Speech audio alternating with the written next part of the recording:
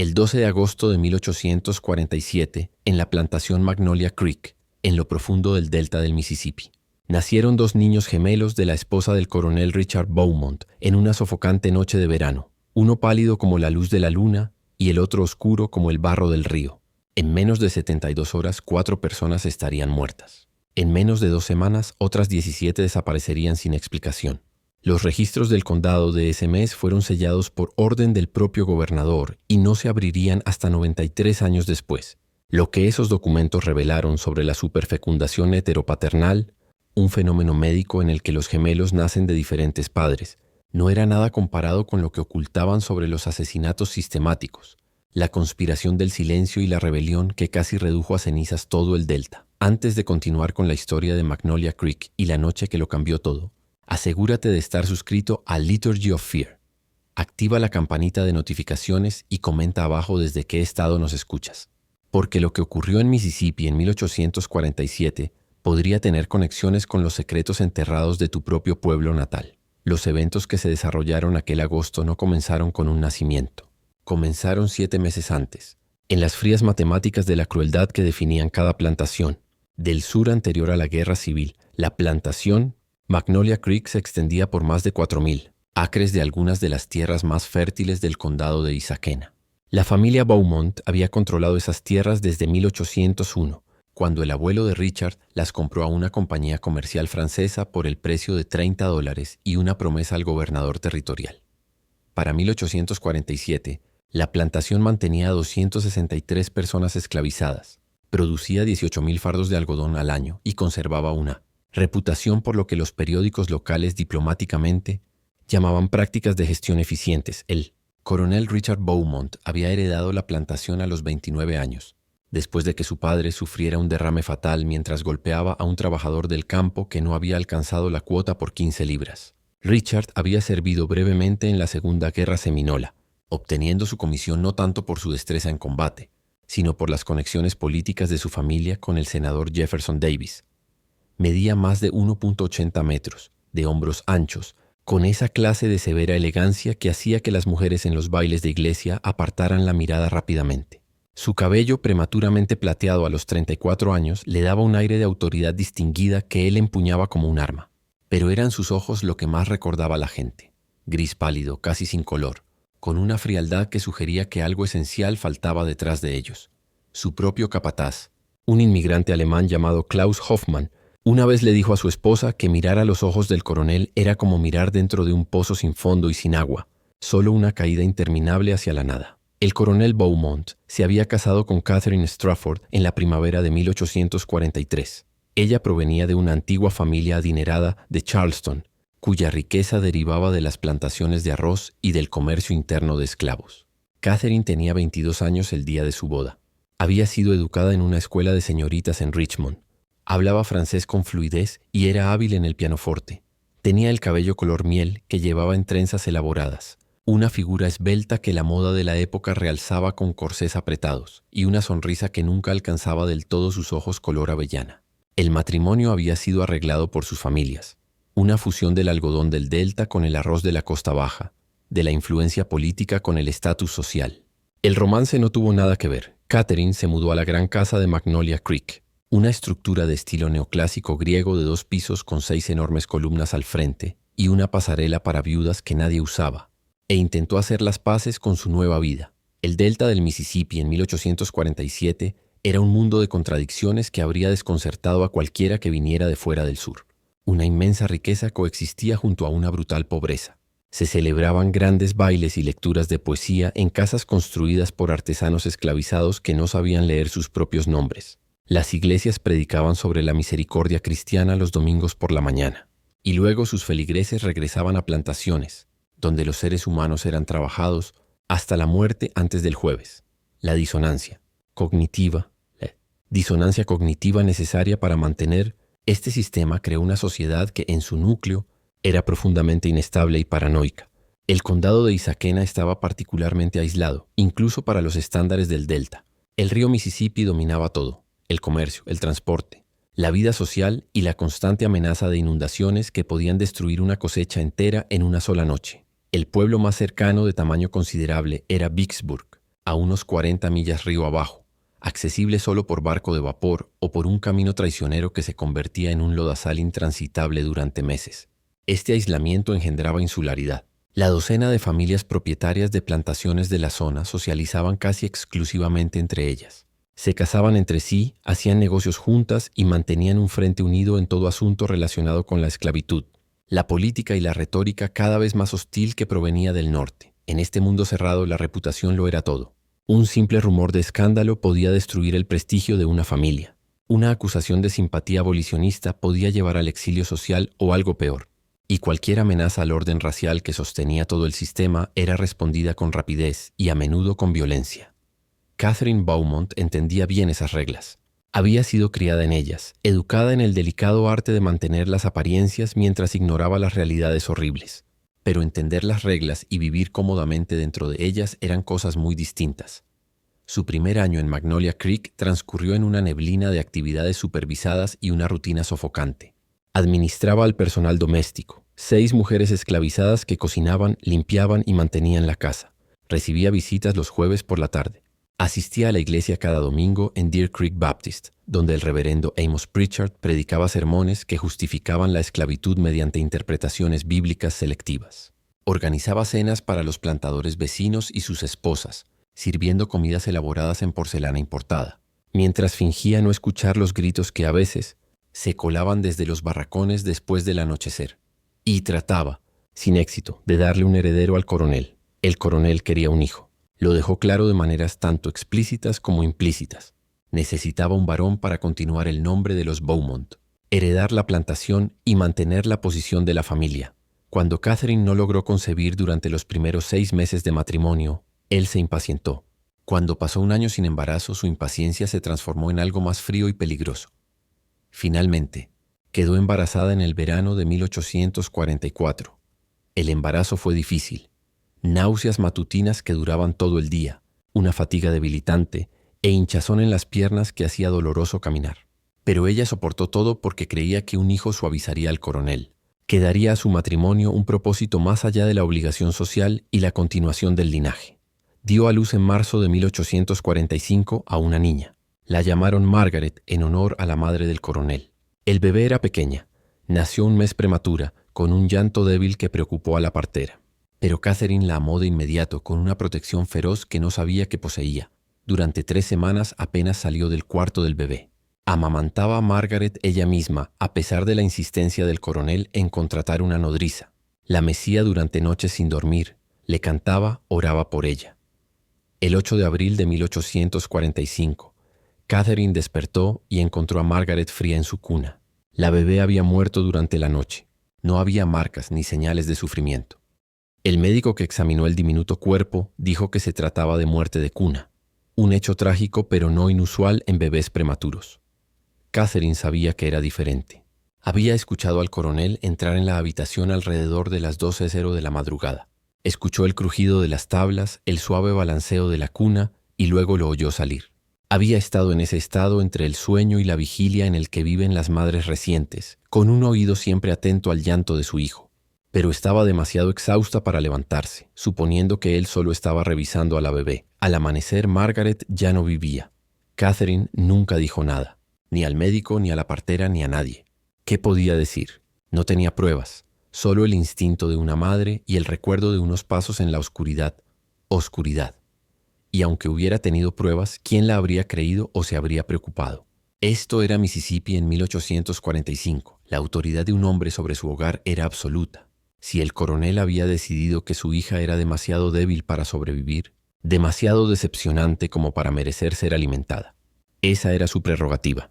Pero Catherine sabía la verdad, y ese conocimiento cambió algo fundamental dentro de ella. Siguió el protocolo del duelo, vistió de negro, aceptó las condolencias, permitió que el coronel enterrara a Margaret en el panteón familiar con una pequeña lápida de mármol.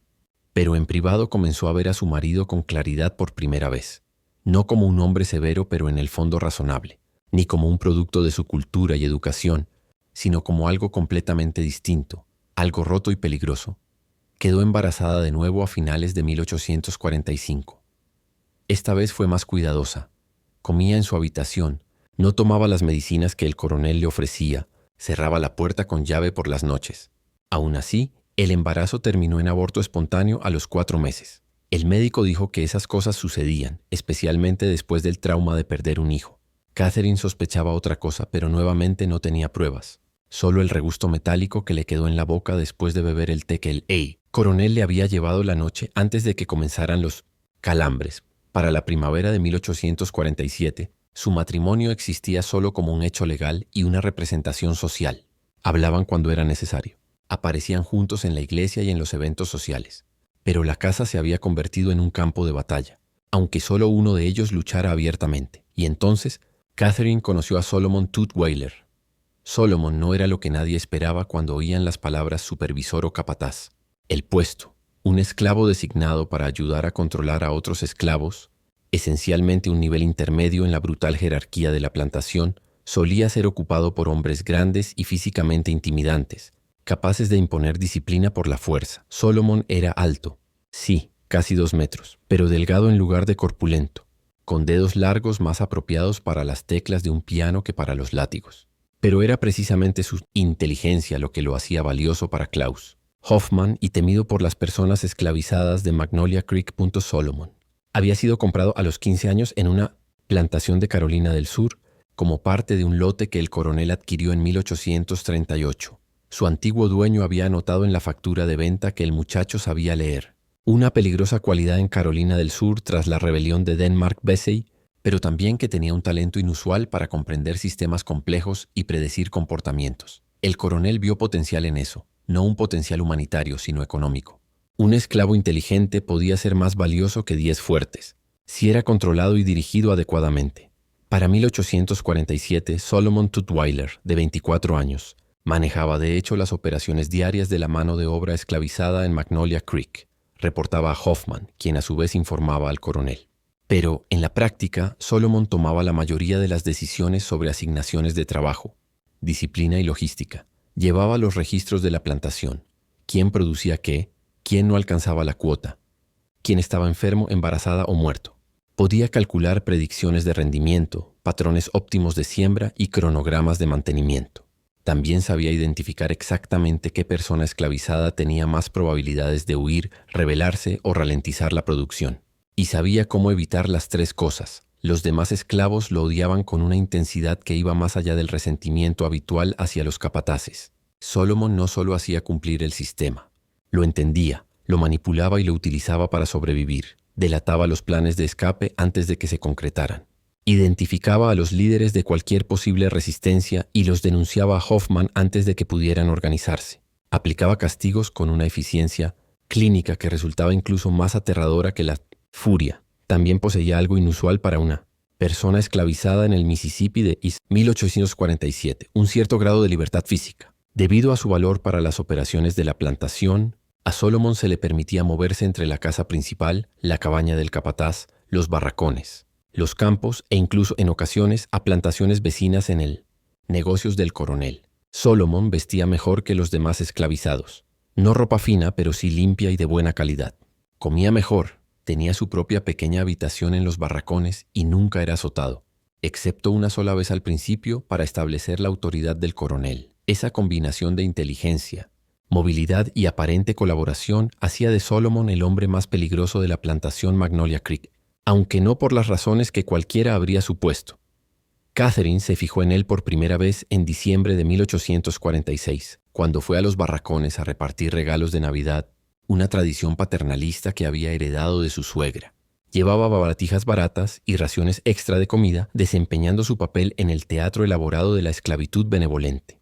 Las personas esclavizadas se alineaban, la agradecían con ojos muertos y aceptaban sus regalos con una humildad ensayada. Pero Solomon la miró de otra manera, no con la sumisión a la que estaba acostumbrada, ni con el odio apenas contenido que a veces alcanzaba a vislumbrar en otros. La miró con reconocimiento, como si pudiera ver más allá de la actuación, hasta la mujer desesperada y doliente que había debajo, como si supiera sobre Margaret, sobre el aborto, sobre el té. Solo duró un instante. Luego bajó la mirada, le dio las gracias y siguió su camino. Pero ese instante abrió una grieta dentro de Catherine. A partir de entonces empezó a notarlo. Su silenciosa eficiencia al moverse por la plantación, la forma en que los demás esclavos callaban cuando él se acercaba, el tono de respeto, ¿O era miedo? En la voz de Hoffman, cuando le hablaba, la inusual dependencia del coronel hacia ese hombre que, a pesar de ser propiedad, parecía tener un poder real. En enero, Catherine orquestó su primera conversación privada. Pidió que le enviaran a alguien alfabetizado para ayudarla a catalogar la biblioteca de su difunta suegra, una tarea que requería leer títulos y organizar libros alfabéticamente. Sabía que Solomon era el único esclavo en Magnolia Creek que sabía leer. El coronel aprobó la solicitud sin sospechar nada. Creía que su esposa simplemente estaba siendo práctica. Solomon llegó a la biblioteca una fría tarde de martes. Durante la primera hora trabajaron en silencio. Catherine le pasaba los libros, él anotaba los títulos y autores con una caligrafía cuidadosa, y juntos colocaban los volúmenes en orden alfabético en los estantes. Entonces Catherine le preguntó, ¿eligió usted esta vida? Solomon dejó de escribir, colocó la pluma con cuidado. Cuando finalmente la miró, su expresión era indescifrable. Señora, no estoy seguro de entender la pregunta. Ser el capataz, el asistente del coronel. ¿Usted se ofreció para ese puesto o se lo asignaron? Una larga pausa. Cuando Solomon habló de nuevo, su voz fue muy baja, muy precisa. Me lo asignaron, señora. Después de que descubrieron que sabía leer, el coronel decidió que sería más útil en esta función que en los campos. ¿Y ha tenido éxito en ese papel? He logrado mantenerme con vida, señora. No estoy seguro de que eso cuente como éxito. La honestidad de esa frase, la primera cosa genuina que alguien le había dicho a Catherine en meses, hizo que se le llenaran los ojos de lágrimas. Se giró rápidamente, fingiendo buscar un libro en particular. ¿Tuvo hijos, señora?, preguntó Solomon, aún con esa voz tranquila. Antes de que yo llegara aquí, quiero decir.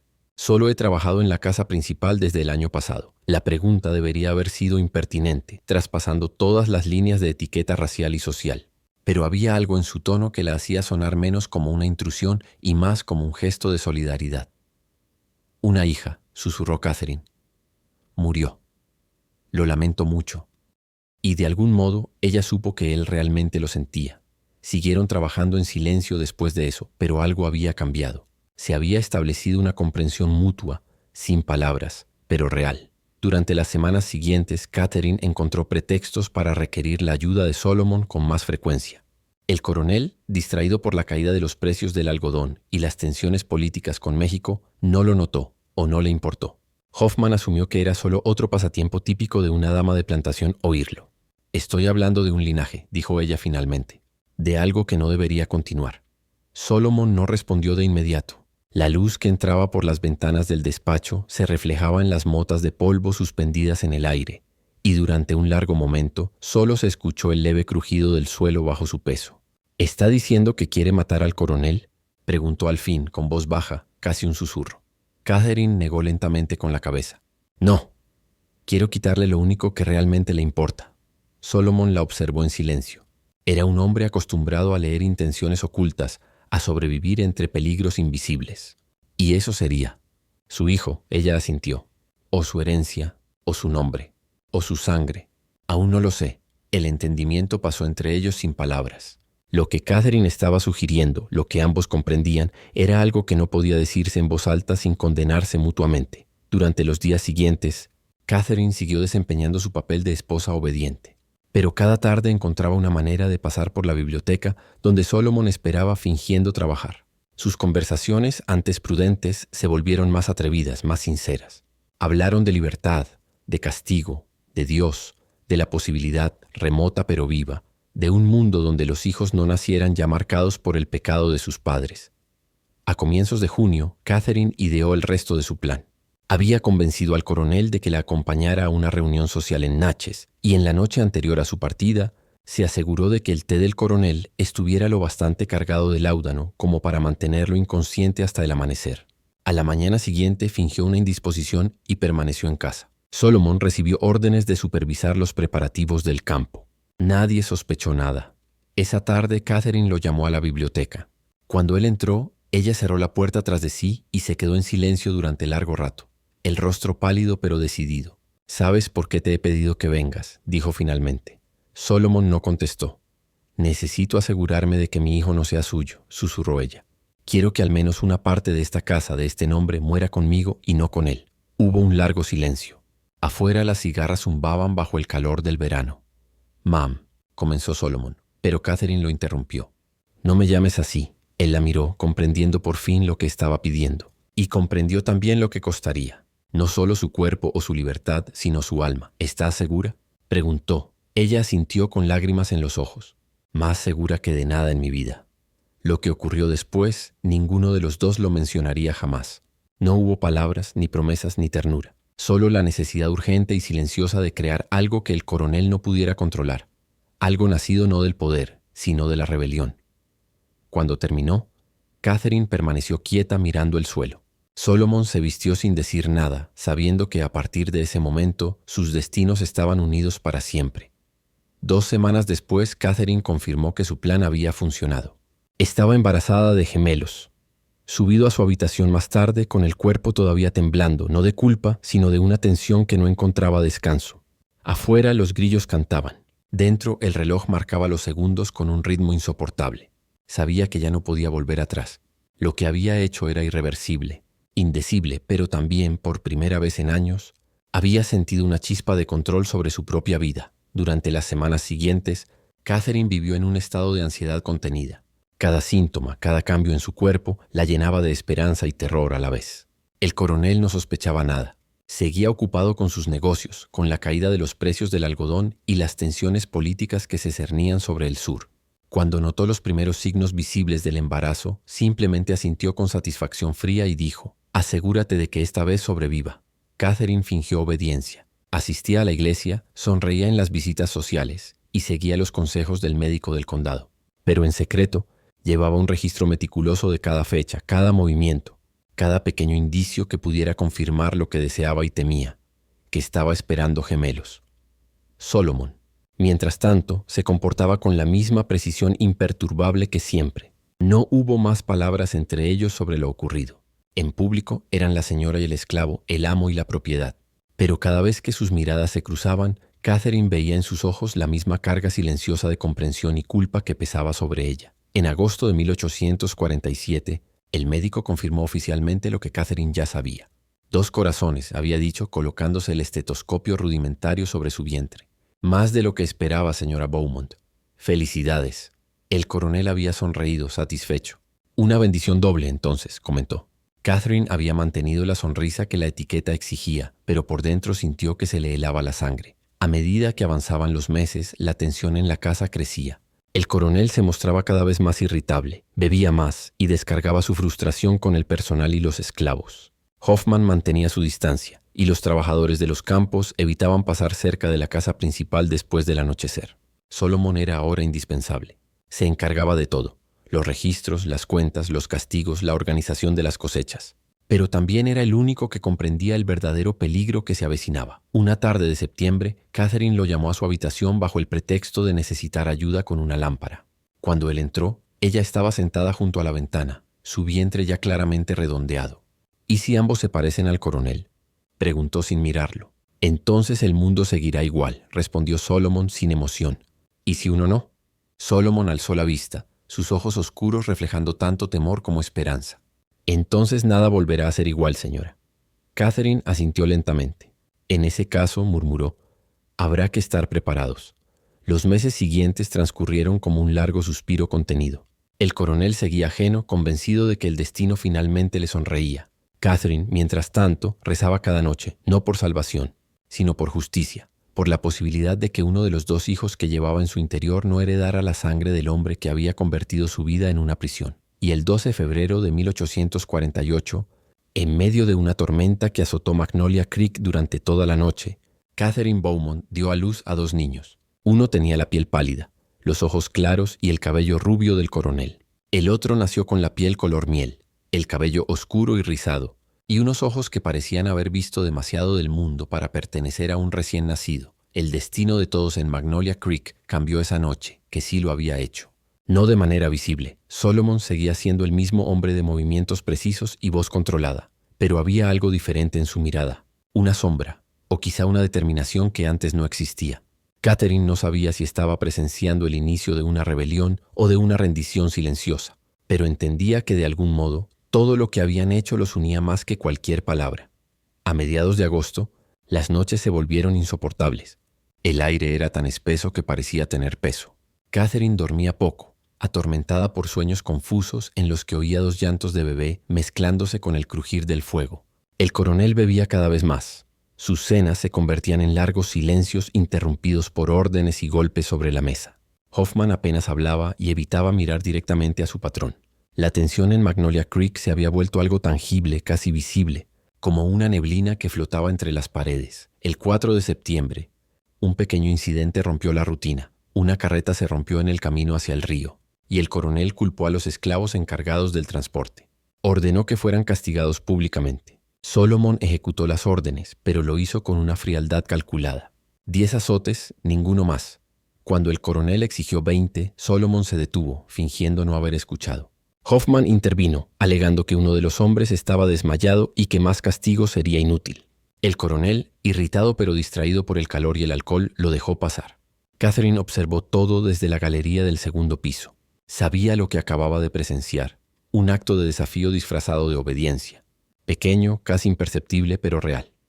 Esa noche, mientras el coronel dormía profundamente en su estudio, Catherine bajó descalza al patio trasero. El aire olía a humedad y ceniza.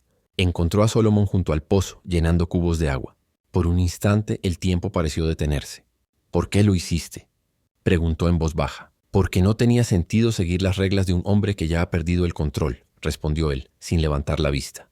«¿Crees que sobreviviremos a esto?». Solomon soltó una pequeña risa amarga. «No lo sé, señora. Pero si no sobrevivimos, al menos que lo que hagamos tenga algún propósito». Catherine asintió. Sintió que sus piernas temblaban, no por el miedo, sino por el peso de lo que se avecinaba.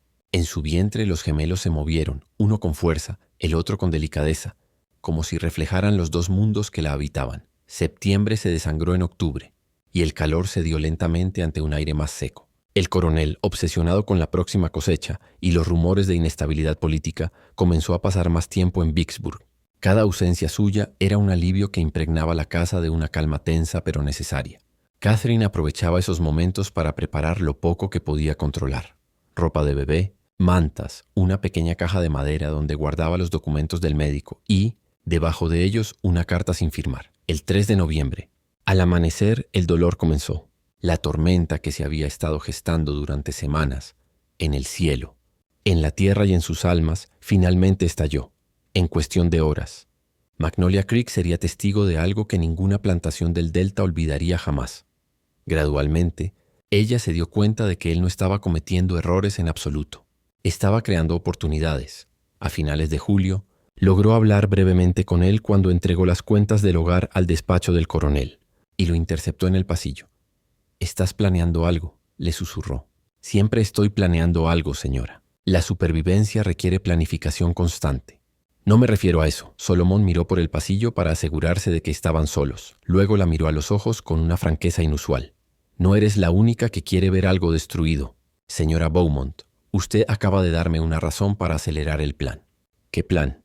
Pero él ya se había dado la vuelta, desapareciendo hacia la parte trasera de la casa antes de que ella pudiera insistir. El comentario la atormentó durante las semanas siguientes.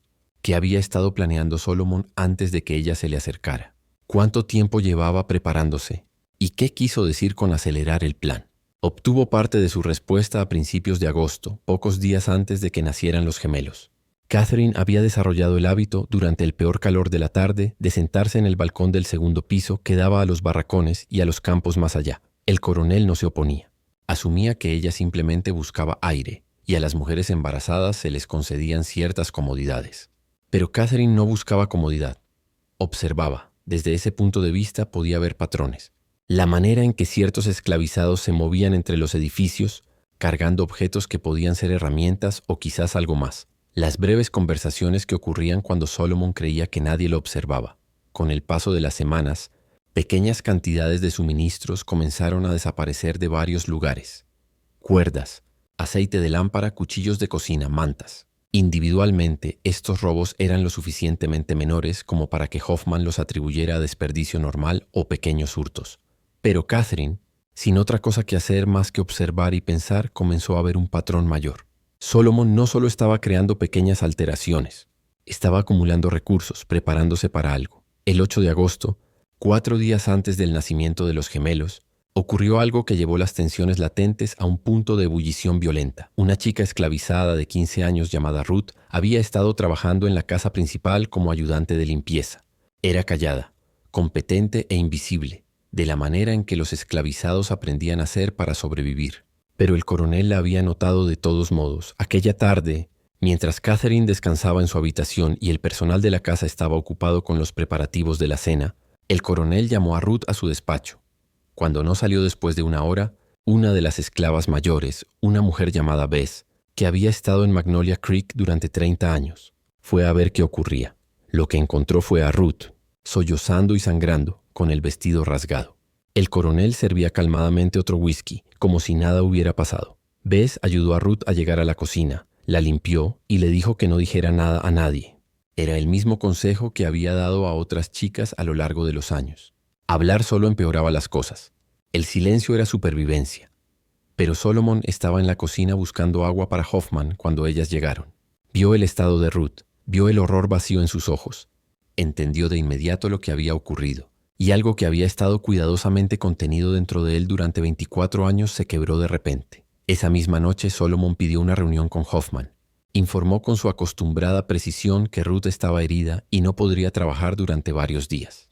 Sugirió que se le asignaran tareas ligeras hasta que se recuperara. No mostró emoción alguna, no ofreció opinión, simplemente transmitió la información. Pero Hoffman, que había trabajado con Solomon durante 9 años, percibió algo distinto en su voz, una neutralidad aún más plana que de costumbre, una ausencia que sugería la presencia de algo que estaba siendo reprimido con fuerza. ¿Estás bien?, preguntó Hoffman, sorprendiéndolos a ambos con la pregunta. Sí, señor. Solo cansado por el calor. Solomon, si hay algo... No había nada, señor. ¿Eso sería todo? Hoffman lo había dejado ir, pero se quedó solo en su cabaña después, profundamente inquieto. Siempre había sabido que Solomon era peligroso, del modo en que lo son las personas muy inteligentes atrapadas en situaciones imposibles. Pero había creído que ese peligro estaba completamente contenido, completamente controlado. Por primera vez, se preguntó si se había equivocado. Catherine se enteró de lo que le había sucedido a Ruth a la mañana siguiente por Bess, quien se lo contó en el cuidadoso lenguaje codificado que los esclavizados usaban al hablar de los crímenes de sus dueños. Catherine sintió que algo frío y definitivo se asentaba en su pecho. Ese era su marido. De eso estaba intentando proteger a los hijos que aún no había dado a luz. Esa misma tarde escribió una carta a su hermano en Charleston, algo que nunca antes había hecho.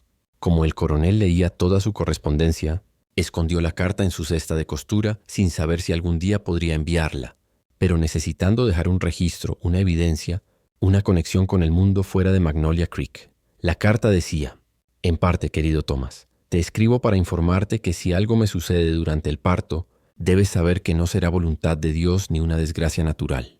Tengo razones para creer que mi esposo no es una persona segura. No puedo explicarlo más por escrito, pero por favor entiende que si muero, no habrá sido un accidente. Te ruego que cuides de mis hijos, si los hay. No permitas que Richard los críe solo. Tu hermana que te quiere, Catherine. La selló y la escondió entre las páginas de su Biblia, un libro que sabía que el coronel jamás tocaría. 3 días después, la noche del 11 de agosto, Catherine entró en trabajo de parto. Las contracciones comenzaron justo después del atardecer, una tensión familiar en el vientre que ya había sentido 2 veces antes. Catherine estaba en la sala de música fingiendo leer cuando el primer dolor real la estremeció. Dio un jadeo, aferrándose al brazo de la silla, y el libro cayó de sus manos. Bess, que estaba quitando el polvo cerca, lo entendió de inmediato. Iré por la partera, señora, y avisaré al coronel. No, la voz de Catherine fue cortante. Aún no. No al coronel, solo a la partera. Dile que me siento mal y que me he retirado temprano. No le digas nada sobre el parto hasta que esté más avanzado. Bess la miró con extrañeza. La mayoría de las mujeres querían que sus maridos fueran informados de inmediato, pero asintió y salió apresurada. La partera, una mujer mayor esclavizada llamada Dina, que había traído al mundo a la mitad de los bebés nacidos en Magnolia Creek en las últimas 2 décadas, llegó en unos 20 minutos. Examinó a Catherine rápidamente, con eficiencia, y luego se acomodó en una silla junto a la cama. El primer bebé suele tardar un poco, dijo con calma, pero usted ya ha pasado por esto, señora. Su cuerpo sabe qué hacer. Pero Catherine ya había pasado por eso, y ambos embarazos anteriores habían terminado en muerte. No podía deshacerse de la sensación de que este parto sería diferente, no solo por la superfecundación, sino por todo lo demás. la violencia latente bajo la superficie de Magnolia Creek, los planes que había puesto en marcha, los secretos que había enterrado y que estaban a punto de resurgir violentamente. Las horas pasaban lentamente. Las contracciones se volvían más fuertes, más seguidas. Catherine caminaba cuando podía, se aferraba al poste de la cama cuando no, intentando respirar entre las oleadas de dolor. Dina permanecía serena, experimentada, revisando su progreso de vez en cuando. Alrededor de la medianoche, Bess finalmente informó al coronel. Él estaba en su despacho, revisando cuentas, y recibió la noticia con su típica expresión impasible. «¿Cuánto falta?», preguntó. «Difícil de decir, señor. Podrían ser horas. Los primeros bebés se toman su tiempo». El coronel asintió una vez, se sirvió otro whisky y volvió a sus papeles. No subió a ver a su esposa. No envió palabras de ánimo ni de consuelo. Simplemente esperó, como quien espera un informe de cosecha o la conclusión de una transacción comercial. Pero mientras la casa principal se concentraba en el parto de Catherine, algo más estaba ocurriendo en los barracones. Solomon hacía sus rondas habituales, comprobando que todos estuvieran en sus cabañas asignadas por la noche, que no hubiera fuegos encendidos, que no debía pasar, que el orden se mantenía. Pero su ruta lo llevaba frente a cada cabaña, y en cada una se detenía solo un instante. Para un observador casual parecía que simplemente era minucioso, pero en realidad estaba entregando un mensaje, repetido en susurros en cada puerta. Esta noche, estén listos cuando escuchen la campana. No había ninguna campana en Magnolia Creek. La plantación usaba un cuerno para señalar los horarios de trabajo, pero todos los que recibieron el mensaje entendieron lo que Solomon quería decir. La campana era una metáfora, una señal, un comienzo. Para las 2 de la madrugada, el parto de Catherine se había intensificado tanto que ya no podía contener sus gritos. Los sonidos se extendieron por toda la casa, por las ventanas abiertas, cruzando el patio. Las mujeres en los barracones que habían dado a luz ellas mismas se estremecieron con empatía. Los hombres que habían oído esos sonidos antes, acompañando nacimientos, muertes, azotes, intentaron no escuchar. Hoffman, durmiendo inquieto en su cabaña, oyó los gritos y sintió una incomodidad que no podía explicar. Algo se sentía mal, más allá de la angustia normal de un parto difícil. El aire mismo parecía cargado, opresivo como los minutos antes de un rayo. A las 3:15 de la madrugada, Dina revisó el progreso de Catherine y anunció que era hora de empujar. Catherine, agotada, aterrada y con más dolor del que jamás había sentido, hizo fuerza con todo lo que tenía. El primer bebé llegó poco después. Un niño, pequeño pero sano, llorando con fuerza mientras Dina le limpiaba las vías respiratorias y lo envolvía en lino limpio. Catherine, sudando y temblando, extendió las manos desesperadamente hacia su hijo. «Un niño, señora», dijo Dina con una leve sonrisa. «Pulmones fuertes en este. El coronel estará complacido». Pero antes de que Catherine pudiera sostenerlo, otra contracción la sacudió, más fuerte que todas las anteriores. Gritó confundida. El bebé ya había nacido. ¿Por qué seguía sintiendo tanto dolor? Los ojos de Dina se abrieron con sorpresa. «Señora, hay otro. Está esperando otro bebé». Los siguientes 10 minutos fueron un borrón de dolor, presión y esfuerzo instintivo. Catherine empujó hasta pensar que moriría, hasta que el mundo se redujo al mandato absoluto de su cuerpo de expulsar esa segunda vida. El segundo bebé nació a las 3:47 de la mañana. Otro niño, ligeramente más grande que el primero, también llorando, también aparentemente sano. Pero cuando Dina limpió la sangre y los fluidos del segundo bebé y vio el color de su piel, más oscura que la de su hermano, inconfundiblemente más oscura, sus manos se quedaron inmóviles. Catherine vio la expresión de la partera y sintió que su corazón se detenía. «Déjame verlo». Dina dudó, pero finalmente colocó al segundo bebé en los brazos de Catherine. A la luz de la lámpara, la diferencia era sutil pero innegable. El primer gemelo tenía la piel pálida de su padre, cabello rubio fino, ojos grises. El segundo tenía la piel más oscura, no negra, pero color café, cabello castaño oscuro y ojos que ya mostraban matices de marrón. Por un momento nadie habló. Catherine sostenía a ambos bebés, uno en cada brazo, mirando de un rostro diminuto al otro. La superfecundación había funcionado. Había concebido gemelos de 2 padres diferentes. La imposibilidad médica se había convertido en realidad médica. Y ahora todos lo sabrían. «Señora», susurró Dina con la voz temblorosa. «¿Qué ha hecho?» Antes de que Catherine pudiera responder, la puerta de su dormitorio se abrió. El coronel estaba en el umbral, aún completamente vestido, con un vaso de whisky en la mano. Había venido a ver a su heredero. Sus ojos se dirigieron primero a Catherine, luego a los bebés que sostenía. Durante un largo momento, su rostro no mostró ninguna emoción. esa terrible inexpresividad que Catherine había aprendido a temer más que la ira. Luego dio un paso dentro de la habitación, colocó el vaso con cuidado exagerado sobre el tocador y se acercó a la cama. «2 hijos», dijo Catherine con la voz apenas audible. «¿Gemelos?», repitió el coronel mirando al primer bebé y tocando su mejilla pálida con un dedo. Luego miró al segundo bebé, y algo cambió en su rostro. No fue ira exactamente, sino algo más frío. Un cálculo que ocurría detrás de esos ojos grises e inmutables. «¿De quién es?», preguntó el coronel con voz muy baja. «Son tuyos. Ambos son...». «No». La palabra cortó el aire como una hoja afilada. «No me insultes, Catherine. Puedo ser muchas cosas, pero no soy ciego». Se inclinó más, examinando al segundo gemelo con la misma desafección con la que había examinado un sospechoso fardo de algodón. «¿De quién es?». La mente de Catherine corrió a toda velocidad. Se había preparado para este momento. Había ensayado varias respuestas, pero ahora que estaba aquí, todas sus palabras planificadas se evaporaron. «Solomon», susurró finalmente Catherine. «Solomon Tutwiler». Ella había esperado violencia, un golpe, gritos, una ira inmediata. Pero el coronel simplemente asintió como si ella hubiese confirmado algo que él ya sabía. «Tu capataz», dijo Dina retrocediendo hacia la puerta. «Dios tenga piedad, señora. Usted y Solomon...». «Cállese», dijo el coronel sin mirar a la partera. «No le cuentes a nadie lo que viste aquí. A nadie, ¿lo entiendes?». «Sí, señor». Dina huyó, dejando a Catherine sola con su marido y allí, suyos, los bebés. El coronel caminó hacia la ventana. Miró la oscuridad del amanecer. Cuando volvió a hablar, su voz tenía esa cualidad administrativa que Catherine reconocía de las discusiones de negocios. «Esto es lo que va a pasar. Te quedarás en esta habitación hasta que yo decida qué hacer contigo. Los bebés serán entregados a una nodriza. Nadie más aparte de los presentes esta noche verá al segundo niño. Y Solomon», hizo una pausa, «será tratado de la manera adecuada». «Por favor», rogó Catherine, abrazando con más fuerza a los 2 infantes. «Por favor, no le hagas daño. Esto fue mi idea, mi plan». Él solo fue propiedad que cumplió órdenes. El coronel se volvió desde la ventana y por primera vez Catherine vio emoción genuina en sus ojos. No ira, no dolor, algo peor, satisfacción. «Sí», dijo. «Me imagino que eso es precisamente como lo racionalizaste. ¿Cómo lo racionalizaste tú?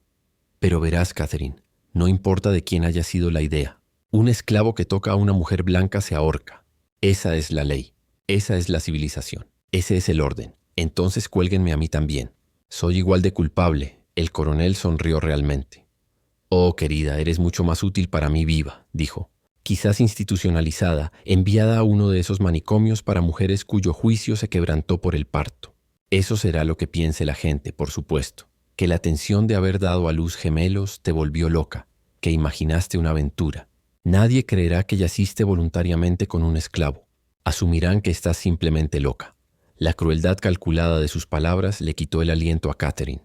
Iba a usar su confesión como prueba de locura, la encerraría, controlaría toda la narrativa y Solomon moriría por un crimen que ella había iniciado. «No puedes», susurró ella. «Puedo», respondió él. «Y lo haré». Y Catherine se acercó más a la cama, miró a ambos bebés con interés clínico. «Me quedaré con el niño blanco. Lo criaré como mi heredero». Hizo como si nada irregular hubiera ocurrido. Luego alargó la mano hacia el gemelo más oscuro, pero retiró la mano antes de tocarlo. «El otro es una abominación, una mancha en el nombre de mi familia. Lo haré llevar a los barracones. Lo venderé río abajo lo antes posible. Desaparecerá en los campos de algodón de alguna plantación donde nadie conozca sus orígenes y morirá allí, olvidado». «No». Catherine apretó a ambos bebés contra su pecho. «No podéis separarlos. Son hermanos. Son inocentes». «Es un niño blanco y un bastardo mulato», corrigió el coronel. «Y haré con ambos lo que mejor sirva a mis intereses. Ahora dádmelos», extendió la mano para tomar a los bebés. Y Catherine, agotada, sangrando, traumatizada pero todavía madre, hizo algo que nunca había hecho antes. Luchó.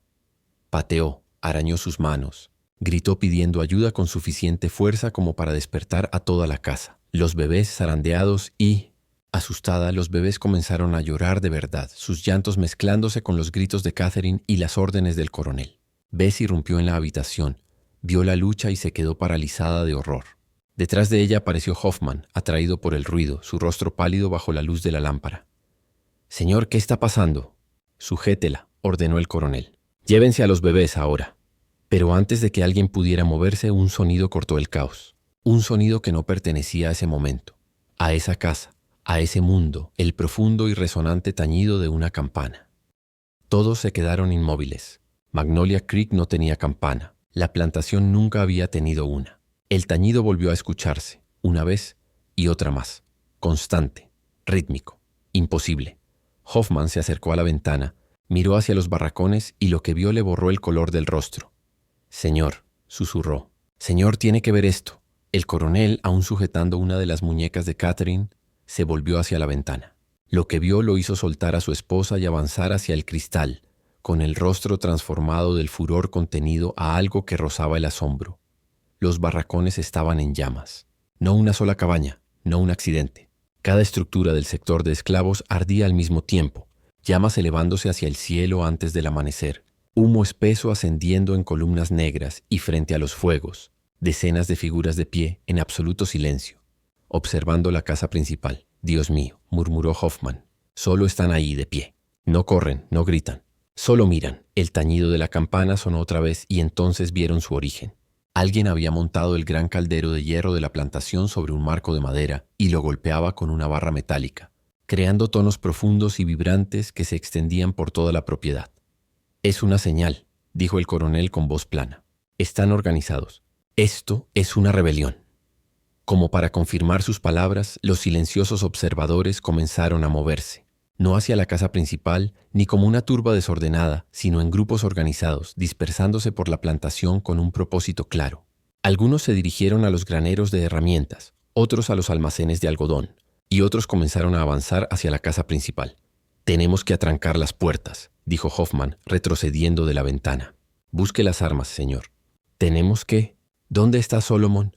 La pregunta del coronel cortó el pánico de Hoffman. «¿Dónde está Solomon Tutwiler?» Como si respondiera al llamado, una figura emergió entre el humo y las llamas, caminando lentamente por el sendero que conducía desde los barracones hasta la casa principal. Incluso desde la distancia, incluso entre la neblina, lo reconocieron Solomon, alto, sereno, sin prisa, cargando algo en sus manos. El coronel lo observó acercarse con esa expresión calculadora suya. Él planeó esto. Todo. El fuego, la organización, esto es para lo que se ha estado preparando. «Tenemos que irnos», insistió Hoffman. «Señor, no podemos defendernos de tantos». «No», la voz del coronel era hielo. «No nos iremos. Esta es mi propiedad, mi tierra, mis esclavos, y no voy a ser expulsado por...».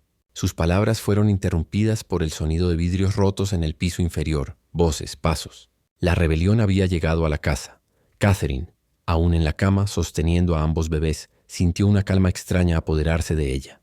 Esto era el momento en que todo convergía. Su traición, los planes largamente trazados de Solomon, la crueldad del coronel, la violencia del sistema, todo alcanzando su punto crítico al mismo tiempo. Y justo cuando pensábamos que lo habíamos visto todo, el horror en Magnolia Creek se intensifica. Si esta historia te está provocando escalofríos, compártela con un amigo que ame los misterios oscuros. Dale, me gusta, para apoyar nuestro contenido y suscríbete para no perderte historias como esta.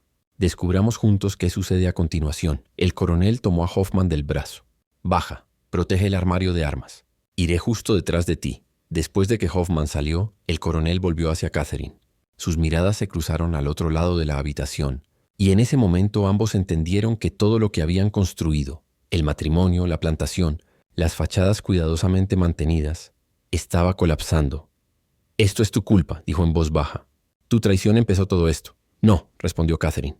Catherine respondió sorprendida por la firmeza de su propia voz. «Tu crueldad empezó todo esto hace años. Con Margaret, con Ruth, con cada persona que has brutalizado. Yo solo le di a Solomon una razón para actuar sobre un plan que llevaba años preparando. Tú creaste esto. Yo solo lo aceleré». El coronel la miró largo rato sin decir una palabra, y luego se dio media vuelta y salió de la habitación, cerrando la puerta tras de sí. Catherine escuchó el sonido del cerrojo desde el otro lado, quedando atrapada en el dormitorio con sus hijos recién nacidos. Todavía estaba sentada allí, con ambos bebés en brazos, cuando escuchó el primer disparo proveniente del piso inferior. La siguiente hora se desarrolló como una pesadilla hecha de fuego, sangre y el colapso de estructuras que habían permanecido rígidas demasiado tiempo. Hoffman había alcanzado el armario de armas, un mueble de madera de cerezo cerrado con llave en el estudio del coronel, que contenía 2 rifles, 3 pistolas municiones y los libros de contabilidad encuadernados en cuero que registraban a cada persona esclavizada que alguna vez había pertenecido a la familia Beaumont. Se había armado y había tomado posición junto a la puerta del estudio, preparado para defender la casa. Pero los esclavizados de Magnolia Creek no atacaron la casa directamente. Hicieron algo más estratégico, más devastador. Cerraron todas las puertas desde afuera y prendieron fuego al primer piso. Solomon lo había planeado todo con cuidado. Había estudiado el diseño de la casa durante meses, identificado los puntos débiles y los callejones sin salida. La mansión principal, como la mayoría de las casas de plantación del Delta, estaba construida casi enteramente de madera, vigas de ciprés, pisos de pino, paneles de roble. Ardería rápidamente una vez que el fuego se propagara. Las llamas comenzaron en la cocina, donde los hombres de Solomon vertieron aceite de lámpara por el suelo y las paredes antes de encenderlo.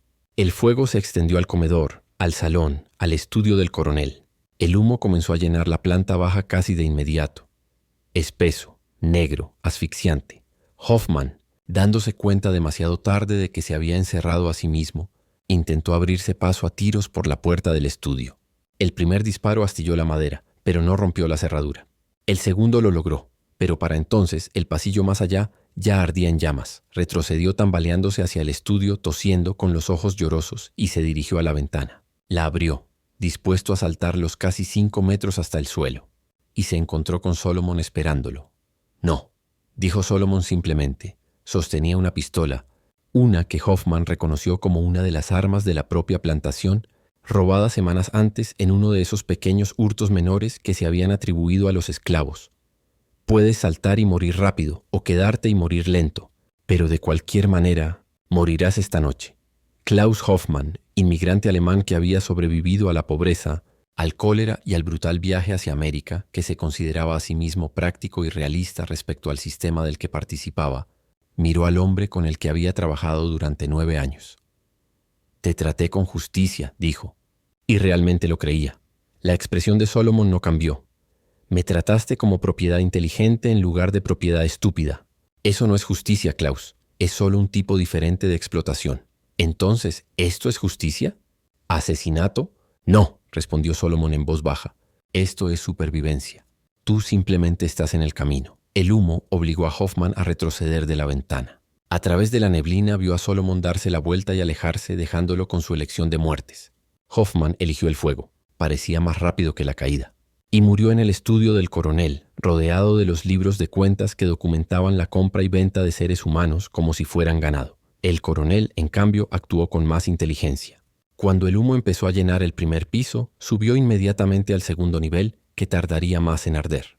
Rompió la cerradura de la puerta de Catherine, su propia cerradura, su propia jaula para ella, y entró para encontrarla aún sentada en la cama, tranquila como la muerte con ambos bebés en brazos. «Tenemos que irnos», dijo él. «¿Ahora? ¿Cómo?», preguntó Catherine. «Tú cerraste las puertas. Tu propia gente encendió este fuego. ¿A dónde se supone que vamos a ir?». El coronel se acercó a la ventana. Evaluó la caída hasta el suelo. Demasiado lejos, con una esposa herida y 2 recién nacidos. Miró hacia la pasarela de la viuda, el balcón decorativo en el techo que nadie jamás usaba. Si lograban llegar allí, tal vez podrían bajar por las columnas principales. «¿Puedes caminar?», preguntó él. «No lo sé, probablemente no muy lejos». «Entonces yo te llevaré a ti y a los bebés». Catherine rió, un sonido sin humor. «¿Ahora quieres salvarnos a los 3, incluso al que llamaste abominación?» «Son mi propiedad», dijo el coronel con el mismo tono indiferente. «Los 3 sois mi propiedad. No cedo propiedad a esclavos. Ahora muévanse». Pero Catherine no se movió. Miró a su marido, de verdad, quizá por primera vez con total claridad, y tomó una decisión. «No». El coronel se volvió, el shock marcando su rostro. «¿Qué has dicho?» «He dicho que no voy a ir contigo. No voy a dejar que te lleves a estos niños para criarlos a tu imagen, venderlos o destruirlos. Se acabó, Richard. He estado muerta dentro de esta casa durante años. La única diferencia ahora es que la casa también está ardiendo. No estás histérico. El parto, el trauma. Estoy lúcida por primera vez en mi vida». Catherine se puso en pie con manos temblorosas, los 2 bebés bien sujetos contra su pecho. «Voy a salir de esta casa. Voy a buscar a Solomon y voy a confiarle la vida de mis hijos más de lo que jamás confié en ti». El rostro del coronel se transformó entonces. Su inexpresividad se agrietó por fin para revelar la rabia que había debajo. Confiarías en un esclavo antes que en tu propio marido. Condenarías a tus hijos a vidas como... ¿Qué? Libres, desconocidos, lejos de ti. Catherine avanzó hacia la puerta, cada paso doloroso pero decidido. Sí, absolutamente, sí. El coronel le bloqueó el paso. No te vas. Entonces arderemos juntos. Al menos estaremos calientes. Por un instante quedaron inmóviles, como una escena congelada. Marido y mujer, amo y propiedad. Dos personas que se habían destruido mutuamente mediante crueldades calculadas y desesperadas rebeliones. El humo subía por las escaleras ahora, visible a través de la puerta abierta. El calor se volvía insoportable. La casa crujía a su alrededor. Las vigas empezaban a ceder. Entonces el coronel hizo algo que Catherine nunca antes había visto. Se apartó. «Vete», dijo en voz baja. «Llévatelos. Pero debes saber algo, Catherine. Si sobrevives a esta noche, si escapas con mi propiedad, pasaré el resto de mi vida buscándote. Usaré todos mis recursos, todas mis conexiones, todos los mecanismos legales para encontrarte y traerte de vuelta. Nunca estarás libre de mí». «Sí lo estaré», respondió Catherine. «Porque vas a morir en esta casa esta noche. No puedes saber eso». «Yo sí». Ella pasó junto a él rumbo a la puerta, dejando un rastro de sangre en el piso. Tenía las puntadas abiertas al ponerse de pie, pero no le importó. «Nunca te irás», dijo él. «Morirás intentando salvar tus libros de cuentas, tus documentos, tus pruebas de propiedad. Eso es lo que eres, Richard. Eso es todo lo que eres, y eso te va a matar». Ella no miró atrás para comprobar si tenía razón. Simplemente atravesó la puerta y caminó por el pasillo lleno de humo hacia las escaleras que llevaban al primer piso, a las llamas y a lo que aguardara más allá. El coronel permaneció solo en el dormitorio casi un minuto, las palabras de Catherine resonando en su mente. Luego, como ella había predicho, se dio la vuelta y corrió, no hacia la huida, sino hacia su despacho, hacia el armario de armas, hacia los libros contables que documentaban su riqueza, su estatus y su identidad. El cuerpo de Hoffman ya empezaba a enfriarse cuando el coronel llegó al estudio. El fuego había consumido la mayor parte de la planta baja, pero el arca metálica de armas protegía su contenido. El coronel se cubrió la mano con el abrigo, abrió la puerta de metal caliente y comenzó a sacar los libros. El techo se desplomó sobre él antes de que pudiera salvar siquiera la mitad. Murió al instante, aplastado bajo las vigas en llamas, rodeado de los documentos que significaban más para él que su esposa, sus hijos o su propia humanidad. Catherine, por su parte, había bajado las escaleras impulsada por una mezcla de adrenalina, desesperación maternal y terquedad sangrienta. La planta baja era un infierno, pero había un estrecho paso entre las llamas donde una puerta había sido arrancada de sus bisagras, creando una corriente de aire que mantenía esa franja relativamente menos abrasadora, el fuego momentáneamente a raya. Tropezó a través de él con ambos bebés gritando ahora por el calor y el humo y emergió al aire del amanecer. Cayó de inmediato, incapaz de dar un paso más, con ambos brazos aferrados a sus hijos, y encontró a Solomon arrodillado a su lado. «No creí que saldrías», dijo él en voz baja. No miraba su rostro. Miraba a los bebés, a los dos, con una expresión que ella no podía descifrar. «¿Vas a matarme?», preguntó Catherine. La pregunta parecía razonable dadas las circunstancias. «No», respondió Solomon. «Voy a ayudarte a escapar, pero debemos movernos rápido. Los otros hacendados habrán visto el fuego para ahora. La gente vendrá». La ayudó a ponerse de pie, sosteniéndola mientras se alejaban de la casa en llamas hacia la línea de árboles. Detrás de ellos, la casa principal de Magnolia Creek se derrumbó hacia adentro con un sonido como si Dios rompiera leña, enviando chispas en espiral hacia el cielo iluminado por el relámpago. Avanzaron tal vez unos 50 metros antes de que las piernas de Catherine cedieran por completo. Se dejó caer pesadamente al suelo, aún aferrando a los dos bebés, dejando un rastro de sangre tras de sí. «No puedo», jadeó. «Lo siento. No puedo ir más lejos». Solomon miró hacia la plantación calculando. Luego tomó una decisión. «Dame uno», dijo. «¿Qué?» «Dame uno de los bebés. Yo llevaré al mío al norte, hacia la libertad. Tú lleva al otro. Ve con tu familia en Charleston. Si nos separamos, si dividimos a los gemelos, hay más posibilidad de que al menos uno sobreviva. Si permanecemos juntos, moriremos todos cuando nos atrapen». Catherine miró hacia abajo a los dos rostros diminutos en sus brazos.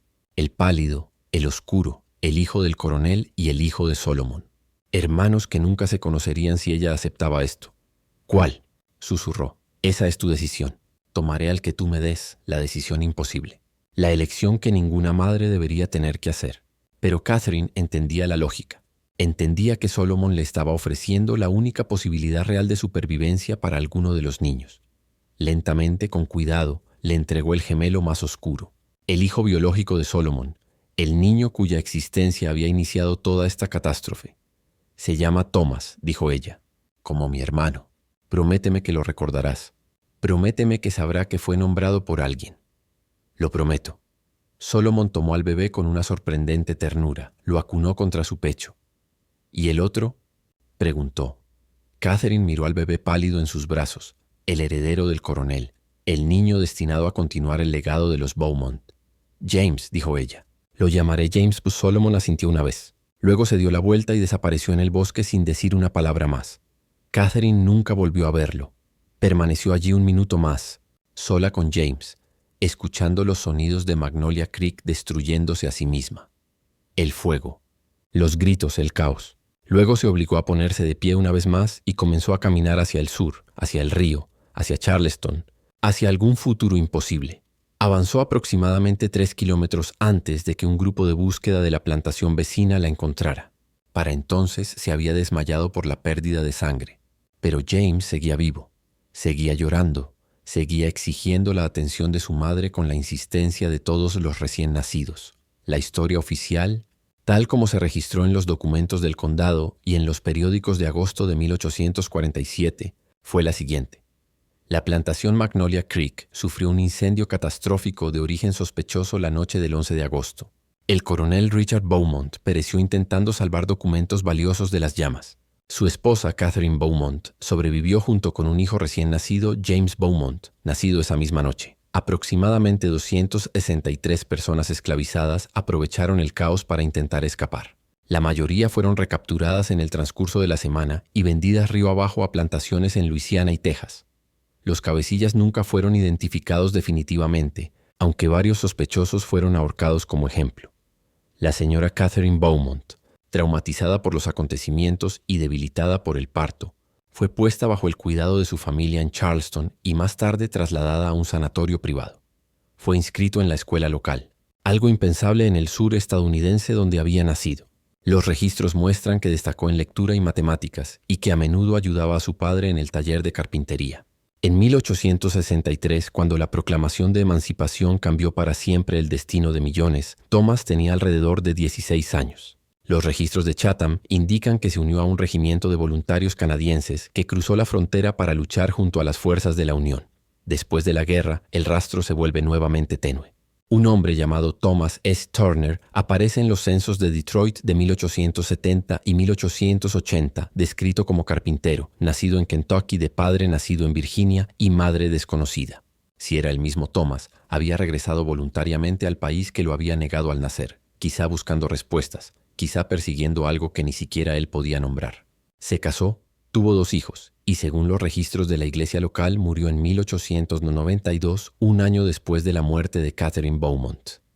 No, el coronel se volvió, el shock marcando su rostro. ¿Qué has dicho? He dicho que no voy a ir contigo. No voy a dejar que te lleves a estos niños para criarlos a tu imagen, venderlos o destruirlos. Se acabó, Richard. He estado muerta dentro de esta casa durante años. La única diferencia ahora es que la casa también está ardiendo. No estás histérico. El parto, el trauma. Estoy lúcida por primera vez en mi vida. Catherine se puso en pie con manos temblorosas. Los 2 bebés bien sujetos contra su pecho. Voy a salir de esta casa. Voy a buscar a Solomon y voy a confiarle la vida de mis hijos más de lo que jamás confié en ti. El rostro del coronel se transformó entonces. Su inexpresividad se agrietó por fin para revelar la rabia que había debajo. Confiarías en un esclavo antes que en tu propio marido. Condenarías a tus hijos a vidas como... ¿qué? Libres, desconocidos, lejos de ti. Catherine avanzó hacia la puerta, cada paso doloroso pero decidido. Sí, absolutamente, sí. El coronel le bloqueó el paso. No te vas. Entonces arderemos juntos. Al menos estaremos calientes. Por un instante quedaron inmóviles, como una escena congelada. Marido y mujer, amo y propiedad. 2 personas que se habían destruido mutuamente mediante crueldades calculadas y desesperadas rebeliones. El humo subía por las escaleras ahora, visible a través de la puerta abierta. El calor se volvía insoportable. La casa crujía a su alrededor. Las vigas empezaban a ceder. Entonces el coronel hizo algo que Catherine nunca antes había visto. Se apartó. «Vete», dijo en voz baja. «Llévatelos». «Pero debes saber algo, Catherine». Si sobrevives a esta noche, si escapas con mi propiedad, pasaré el resto de mi vida buscándote. Usaré todos mis recursos, todas mis conexiones, todos los mecanismos legales para encontrarte y traerte de vuelta. Nunca estarás libre de mí. Sí lo estaré, respondió Catherine, porque vas a morir en esta casa esta noche. No puedes saber eso. Yo sí. Ella pasó junto a él rumbo a la puerta, dejando un rastro de sangre en el piso. Tenía las puntadas abiertas al ponerse de pie, pero no le importó. Nunca te irás, dijo él. Morirás intentando salvar tus libros de cuentas, tus documentos, tus pruebas de propiedad. Eso es lo que eres, Richard. Eso es todo lo que eres, y eso te va a matar. Ella no miró atrás para comprobar si tenía razón. Simplemente atravesó la puerta y caminó por el pasillo lleno de humo hacia las escaleras que llevaban al primer piso. A las llamas y a lo que aguardara más allá. El coronel permaneció solo en el dormitorio casi un minuto, las palabras de Catherine resonando en su mente. Luego, como ella había predicho, se dio la vuelta y corrió, no hacia la huida, sino hacia su despacho, hacia el armario de armas, hacia los libros contables que documentaban su riqueza, su estatus y su identidad. El cuerpo de Hoffman ya empezaba a enfriarse cuando el coronel llegó al estudio. El fuego había consumido la mayor parte de la planta baja, pero el arca metálica de armas protegía su contenido. El coronel se cubrió la mano con el abrigo, abrió la puerta de metal caliente y comenzó a sacar los libros. El techo se desplomó sobre él antes de que pudiera salvar siquiera la mitad. Murió al instante, aplastado bajo las vigas en llamas, rodeado de los documentos que significaban más para él que su esposa, sus hijos o su propia humanidad. Catherine, por su parte, había bajado las escaleras impulsada por una mezcla de adrenalina, desesperación maternal y terquedad sangrienta. La planta baja era un infierno, pero había un estrecho paso entre las llamas donde una puerta había sido arrancada de sus bisagras, creando una corriente de aire que mantenía esa franja relativamente menos abrasadora, el fuego momentáneamente a raya. Tropezó a través de él, con ambos bebés gritando ahora por el calor y el humo, y emergió al aire del amanecer. Cayó de inmediato, incapaz de dar un paso más, con ambos brazos aferrados a sus hijos, y encontró a Solomon arrodillado a su lado. «No creí que saldrías», dijo él en voz baja. No miraba su rostro. Miraba a los bebés, a los dos, con una expresión que ella no podía descifrar. «¿Vas a matarme?», preguntó Catherine. La pregunta parecía razonable dadas las circunstancias. «No», respondió Solomon. «Voy a ayudarte a escapar, pero debemos movernos rápido. Los otros hacendados habrán visto el fuego para ahora. La gente vendrá». La ayudó a ponerse de pie, sosteniéndola mientras se alejaban de la casa en llamas hacia la línea de árboles. Detrás de ellos, la casa principal de Magnolia Creek se derrumbó hacia adentro con un sonido como si Dios rompiera leña, enviando chispas en espiral hacia el cielo iluminado por el relámpago. Avanzaron tal vez unos 50 metros antes de que las piernas de Catherine cedieran por completo. Se dejó caer pesadamente al suelo, aún aferrando a los dos bebés, dejando un rastro de sangre tras de sí. «No puedo», jadeó. «Lo siento, no puedo ir más lejos». Solomon miró hacia la plantación calculando. Luego tomó una decisión. «Dame uno», dijo. «¿Qué?» «Dame uno de los bebés. Yo llevaré al mío al norte, hacia la libertad. Tú lleva al otro. Ve con tu familia en Charleston. Si nos separamos, si dividimos a los gemelos, hay más posibilidad de que al menos uno sobreviva. Si permanecemos juntos, moriremos todos cuando nos atrapen». Catherine miró hacia abajo, a los dos rostros diminutos en sus brazos. El pálido, el oscuro, el hijo del coronel y el hijo de Solomon. Hermanos que nunca se conocerían si ella aceptaba esto. «¿Cuál?», susurró. «Esa es tu decisión. Tomaré al que tú me des. La decisión imposible. La elección que ninguna madre debería tener que hacer». Pero Catherine entendía la lógica. Entendía que Solomon le estaba ofreciendo la única posibilidad real de supervivencia para alguno de los niños. Lentamente, con cuidado, le entregó el gemelo más oscuro. El hijo biológico de Solomon. El niño cuya existencia había iniciado toda esta catástrofe. «Se llama Thomas», dijo ella. «Como mi hermano. Prométeme que lo recordarás. Prométeme que sabrá que fue nombrado por alguien. Lo prometo». Solomon tomó al bebé con una sorprendente ternura, lo acunó contra su pecho. «¿Y el otro?», preguntó. Catherine miró al bebé pálido en sus brazos, el heredero del coronel, el niño destinado a continuar el legado de los Beaumont. «James», dijo ella. «Lo llamaré James». Solomon asintió una vez. Luego se dio la vuelta y desapareció en el bosque sin decir una palabra más. Catherine nunca volvió a verlo. Permaneció allí un minuto más, sola con James, escuchando los sonidos de Magnolia Creek destruyéndose a sí misma. El fuego, los gritos, el caos. Luego se obligó a ponerse de pie una vez más y comenzó a caminar hacia el sur, hacia el río, hacia Charleston, hacia algún futuro imposible, avanzó aproximadamente 3 kilómetros antes de que un grupo de búsqueda de la plantación vecina la encontrara. Para entonces se había desmayado por la pérdida de sangre. Pero James seguía vivo, seguía llorando, seguía exigiendo la atención de su madre con la insistencia de todos los recién nacidos. La historia oficial, tal como se registró en los documentos del condado y en los periódicos de agosto de 1847, fue la siguiente. La plantación Magnolia Creek sufrió un incendio catastrófico de origen sospechoso la noche del 11 de agosto. El coronel Richard Beaumont pereció intentando salvar documentos valiosos de las llamas.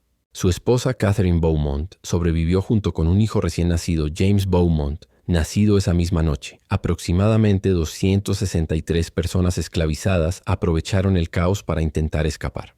La mayoría fueron recapturadas en el transcurso de la semana y vendidas río abajo a plantaciones en Luisiana y Texas. Los cabecillas nunca fueron identificados definitivamente, aunque varios sospechosos fueron ahorcados como ejemplo.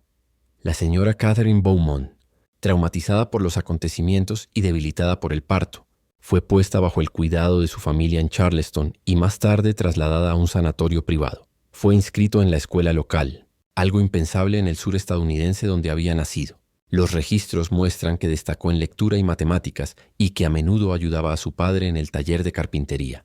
En 1863, cuando la proclamación de emancipación cambió para siempre el destino de millones, Thomas tenía alrededor de 16 años. Los registros de Chatham indican que se unió a un regimiento de voluntarios canadienses que cruzó la frontera para luchar junto a las fuerzas de la Unión. Después de la guerra, el rastro se vuelve nuevamente tenue. Un hombre llamado Thomas S. Turner aparece en los censos de Detroit de 1870 y 1880, descrito como carpintero, nacido en Kentucky, de padre nacido en Virginia y madre desconocida. Si era el mismo Thomas, había regresado voluntariamente al país que lo había negado al nacer, quizá buscando respuestas, quizá persiguiendo algo que ni siquiera él podía nombrar. Se casó, tuvo 2 hijos y según los registros de la iglesia local, murió en 1892, un año después de la muerte de Catherine Beaumont. 2 vidas entrelazadas por la violencia, la resistencia y una decisión imposible. Ninguno supo nunca del destino del otro, pero ambos sobrevivieron lo suficiente para crear algo nuevo a partir de las cenizas de Magnolia Creek. Hoy, en los restos cubiertos por el musgo del delta del Mississippi, apenas queda evidencia física de la plantación. El fuego destruyó casi todo, y el tiempo borró el resto. Pero a veces, los arqueólogos locales encuentran fragmentos, una hebilla de hierro, una llave, una cuchara deformada por el calor. Y se preguntan qué historias podrían contar si aún pudieran hablar. Y en los archivos familiares de un descendiente de los Turner en Ontario, una Biblia antigua contiene una carta doblada con cuidado. Está firmada con una sola inicial, C. En ella, escrita con letra temblorosa, se lee: Si alguna vez encuentras esto, sabrás que elegí no por cobardía, sino por esperanza, que te amé aunque no pude quedarme contigo, que cada día, hasta mi último aliento, soñé con verte libre, una madre que perdió a un hijo para que pudiera vivir, un esclavo que eligió la libertad en lugar de la venganza, y una historia que el tiempo intentó enterrar, pero que aún arde silenciosamente. En las sombras de Magnolia Creek, historia dice que tu padre murió heroicamente tratando de salvar documentos valiosos de las llamas, y que tú, mi único hijo, sobreviviste gracias a la gracia de Dios. Pero la verdad, mi querido Thomas, es muy distinta. Tú naciste en fuego y culpa, en una noche donde el orden del mundo se quebró. Fuiste el fruto de amor y pecado, de desesperación y esperanza.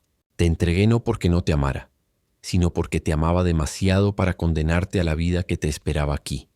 Tu padre, Solomon, fue el hombre más valiente que conocí. No por alzarse en armas, sino por atreverse a soñar con libertad. Siempre me pregunto si cumplió su promesa, si logró llevarte a un lugar donde pudieras vivir como ser humano y no como propiedad. A veces creo sentir que lo hizo, porque en mis sueños te veo caminar entre árboles cubiertos de nieve, con una sonrisa que nunca vi, libre del miedo que dominó mi vida. Si esta carta llega a ti, o a tus hijos, o a los hijos de tus hijos, quiero que sepan que hubo amor en medio de la crueldad, que hubo elección donde parecía no haber salida, que cada lágrima, cada pérdida, cada incendio fue también una semilla de libertad. Perdóname si puedes por no haber sido más fuerte. Recuérdame si quieres, no como una madre que te abandonó, sino como una mujer que eligió la esperanza. C. El documento termina ahí. Los historiadores que lo examinaron lo consideraron una curiosidad sin valor verificable. una reliquia de una tragedia familiar de la era de la esclavitud. Pero para quienes han seguido los rastros de Magnolia Creek, la carta ofrece un cierre simbólico. El fuego que destruyó la plantación no solo consumió madera y ladrillo, sino también la mentira de que el poder podía mantener su forma para siempre. Catherine Beaumont murió en 1891, Thomas Turner en 1904 y, sin embargo, en los ecos de ambos nombres, en la memoria compartida de una madre blanca del sur y un hijo mestizo libre en Canadá, permanece una verdad silenciosa, que incluso en los lugares más oscuros, el amor y la resistencia pueden encender una llama que el tiempo no apaga. Las historias registrarán solo fuego, rebelión y las delirantes fantasías de una mujer loca. No registrarán que nacieron dos niños hermanos, uno negro y uno blanco, separados por el miedo, la necesidad y una elección imposible. No registrarán que tu padre, Solomon Tutwiler, fue el hombre más valiente e inteligente que conocí, y que lo que ocurrió entre nosotros aquella tarde de mayo fue menos una traición y más un acto de supervivencia mutua. No registrarán que planeó una rebelión con tanta precisión, que 47 personas lograron la libertad gracias a él, ni que arriesgó todo para ayudar a una mujer blanca a escapar de su prisión, incluso después de que ella lo hubiera usado para sus propios fines desesperados. No registrarán que pienso en ti cada día, que me pregunto quién llegaste a ser, si estás vivo o muerto, libre o esclavizado, feliz o destrozado, que cargo con la culpa de haberte separado de tu hermano como una piedra en el pecho, sabiendo que era necesario pero odiando que lo fuera. Si vives, si de alguna manera esta carta llega a ti, quiero que sepas que fuiste deseado, que llevas el nombre de alguien que significó mucho para mí, que tu nacimiento, por más complicado y violento que haya sido, no fue una vergüenza, sino un acto de desafío, que fuiste amado incluso en el momento en que tuve que dejarte ir. Espero que Solomon haya cumplido su promesa. Espero que hayas encontrado la libertad. Espero que nunca hayas conocido el odio que vi consumir a tantos, aunque tenías todas las razones para abrazarlo. Tu madre, Catherine. La carta nunca fue enviada. Catherine murió en Charleston el 3 de noviembre de 1891, a los 70 años, sin haber encontrado una forma de entregar esas palabras al hijo que había entregado. La carta permaneció entre sus pertenencias personales, pasando eventualmente a través de la línea familiar de James, un misterio que ninguno de sus descendientes pudo entender ni explicar por completo. Los registros oficiales del condado de Issaquina contienen solo los hechos más básicos sobre Magnolia Creek: el incendio, las muertes, las transferencias de propiedad. No mencionan gemelos, no mencionan a Solomon Tutwiler por nombre. Solo aparece como cabecilla, identidad desconocida, presuntamente fugado. Ciertamente no mencionan la elección de Catherine, ni el fenómeno médico que la hizo posible, ni a la muchacha de 15 años cuya agresión fue la chispa final. Pero la ausencia de documentación no significa ausencia de verdad. Solo significa que algunas verdades eran demasiado peligrosas para registrarse, demasiado vergonzosas para reconocerse, demasiado amenazantes para el orden social sobre el que hombres como el coronel Beaumont habían construido su mundo entero. En los años posteriores al incendio de Magnolia Creek, aumentaron incidentes similares en todo el sur profundo: pequeñas rebeliones, incendios misteriosos, desapariciones inexplicables de personas esclavizadas en números mayores de lo habitual. El sistema, que dependía del control absoluto, descubría que el control absoluto era imposible de mantener indefinidamente. Cada grieta creaba oportunidades, y la gente desesperada aprendió a encontrarlas. La guerra civil llegaría 14 años después de aquella noche de agosto, trayendo consigo el fin legal de la institución que había creado las condiciones para tragedias como la de Magnolia Creek. Pero la guerra no borraría lo ocurrido, no desharía las separaciones, no sanaría las heridas tan profundas que marcaron generaciones enteras. James Beaumont creció creyendo que su padre había sido un hombre severo pero honorable, que murió intentando salvar a otros. Se convirtió en abogado como su madre había deseado, y utilizó su posición para ayudar en silencio a los esclavos liberados a navegar el sistema legal durante la reconstrucción. Nunca supo que tenía un hermano gemelo. Nunca supo que su madre había tomado una decisión imposible en medio del fuego y la sangre. Nunca supo que su propia existencia estaba ligada a un acto de rebelión desesperada que costó decenas de vidas. Murió en 1902, exitoso y respetado, rodeado de hijos y nietos que llevaron el apellido Beaumont al siglo XX, completamente ignorantes de la violencia y la tragedia que habían marcado sus orígenes. En cuanto a Thomas y Solomon, su rastro se pierde después de Mississippi. Nadie sabe si llegaron al norte, si encontraron la libertad que Solomon había planeado, si Thomas creció sabiendo su verdadera historia, o vivió toda su vida creyendo una mentira más amable. Estas preguntas no tienen respuestas definitivas. La ausencia de registros podría significar muerte, o podría significar una huida exitosa hacia una vida en la que la documentación se evitaba deliberadamente, donde el pasado se ocultaba a propósito, donde sobrevivir significaba volverse invisible para los mismos sistemas que alguna vez reclamaron propiedad sobre él. Quizás ese sea el final más adecuado para su historia, la incertidumbre. La misma incertidumbre con la que Catherine vivió cada día durante 44 años. La misma que la atormentó lo suficiente como para escribir aquella carta en su último año, sabiendo que nunca la enviaría, pero necesitando escribirla de todos modos. Lo que sí es cierto es esto. El 12 de agosto de 1847, en un pequeño rincón de Mississippi, los sistemas de poder y control que parecían absolutos demostraron ser frágiles. Una mujer tomó una decisión que destruyó su matrimonio y su posición social, pero que posiblemente salvó a sus hijos.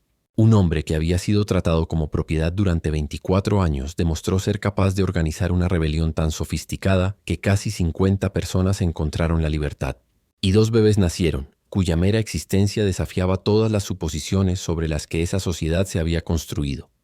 Si alguna vez encuentras esto, sabrás que elegí no por cobardía, sino por esperanza, que te amé aunque no pude quedarme contigo, que cada día, hasta mi último aliento, soñé con verte libre. Una madre que perdió a un hijo para que pudiera vivir. Un esclavo que eligió la libertad en lugar de la venganza. Y una historia que el tiempo intentó enterrar, pero que aún arde silenciosamente.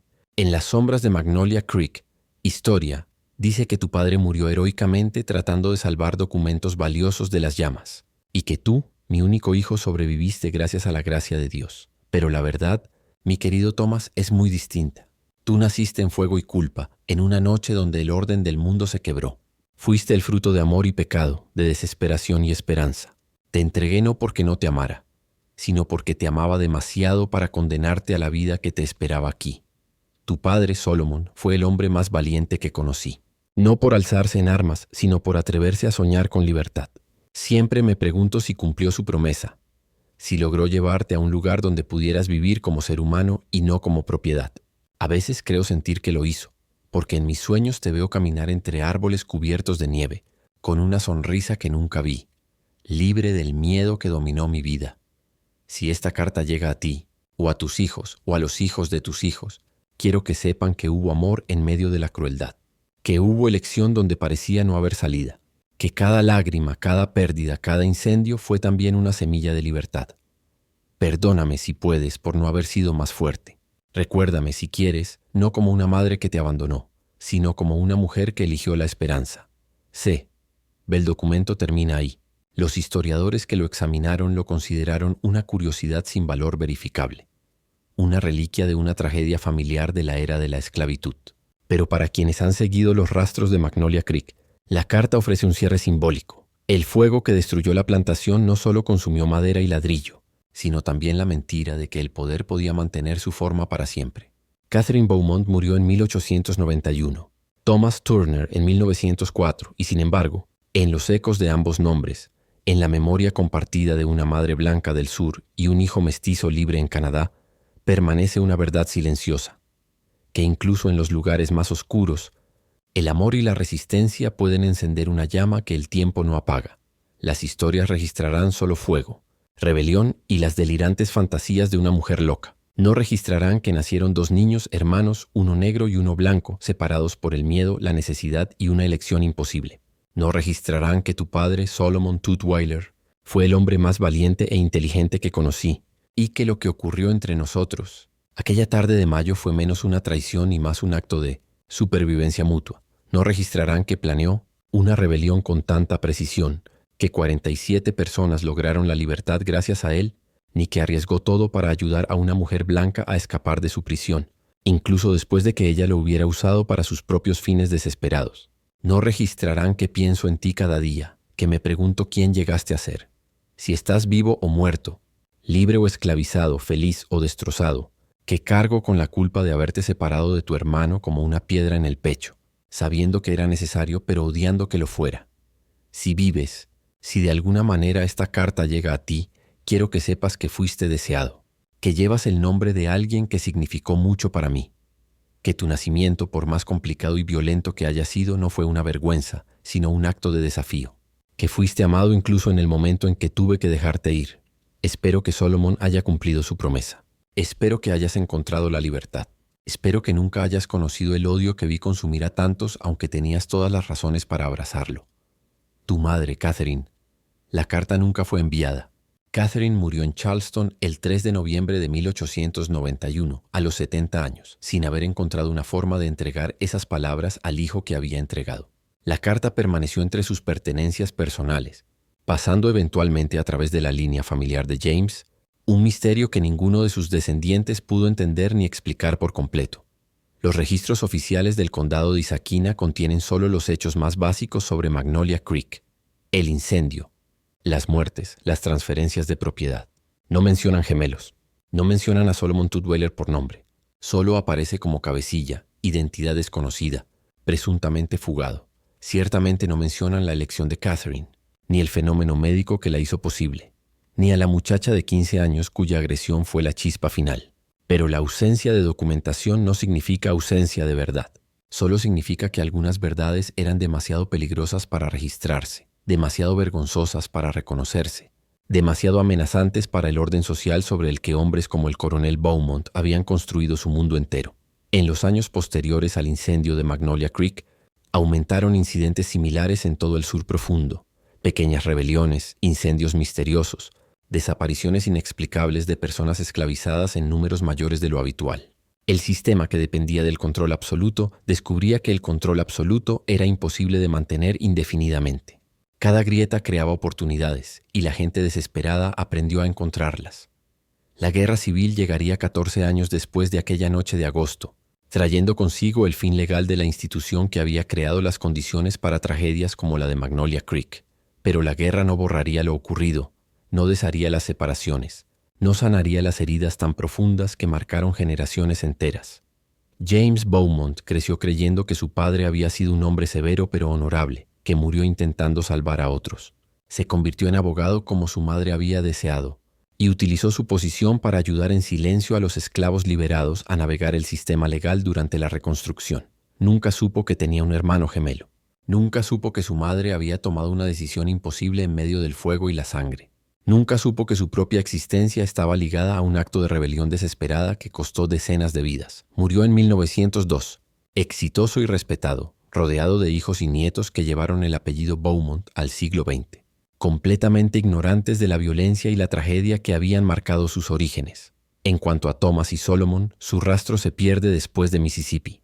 Nadie sabe si llegaron al norte, si encontraron la libertad que Solomon había planeado, si Thomas creció sabiendo su verdadera historia, o vivió toda su vida creyendo una mentira más amable. Estas preguntas no tienen respuestas definitivas. La ausencia de registros podría significar muerte, o podría significar una huida exitosa hacia una vida en la que la documentación se evitaba deliberadamente, donde el pasado se ocultaba a propósito, donde sobrevivir significaba volverse invisible para los mismos sistemas que alguna vez reclamaron propiedad sobre él. Quizás ese sea el final más adecuado para su historia: la incertidumbre. La misma incertidumbre con la que Catherine vivió cada día durante 44 años. La misma que la atormentó lo suficiente como para escribir aquella carta en su último año, sabiendo que nunca la enviaría, pero necesitando escribirla de todos modos. Lo que sí es cierto es esto: el 12 de agosto de 1847, en un pequeño rincón de Mississippi, los sistemas de poder y control que parecían absolutos demostraron ser frágiles. Una mujer tomó una decisión que destruyó su matrimonio y su posición social, pero que posiblemente salvó a sus hijos. Un hombre que había sido tratado como propiedad durante 24 años demostró ser capaz de organizar una rebelión tan sofisticada que casi 50 personas encontraron la libertad. Y 2 bebés nacieron, cuya mera existencia desafiaba todas las suposiciones sobre las que esa sociedad se había construido.